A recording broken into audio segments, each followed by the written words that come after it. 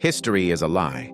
How were three sons of King Charles II described during the Jacobite uprisings? From the Memoirs of the Secret Services of John Mackay, Esquire, published in 1733. First off, at page 36, we have described Charles Lennos, Duke of Richmond, is son to King Charles II by the Duchess of Portsmouth. This is the depiction Wikipedia and most modern history books show us. Now let's read how he was described.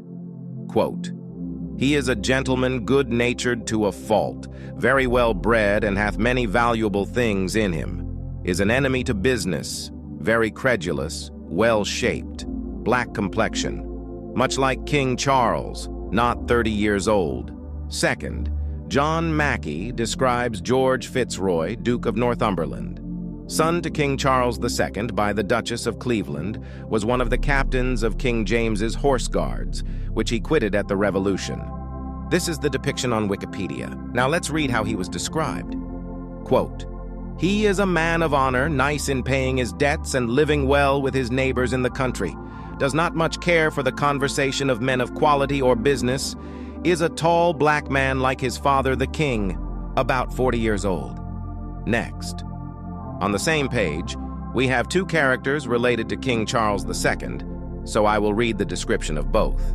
Charles, Duke of St. Albans, his son to King Charles II by Mrs. Gwynne, was made by King William one of the bedchamber.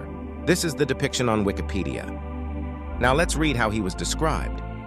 Quote, "He is a gentleman every way de bon naturel, well-bred, doth not love business, is well affected to the constitution of his country. He is of a black complexion, not so tall as the Duke of Northumberland, yet very like King Charles, turned of 30 years old."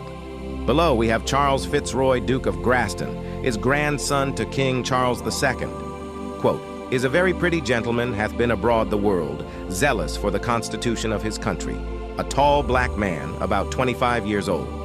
By now, the pattern is clear.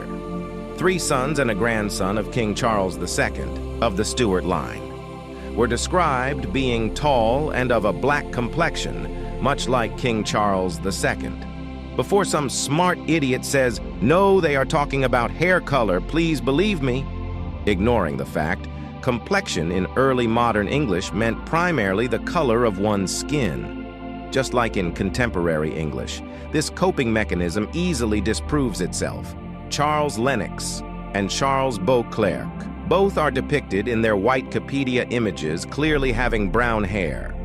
So why are they described by a contemporary who lived at the time, John Mackay, as having a black complexion if complexion somehow means hair? Like and share for more lost history. And that's why we say,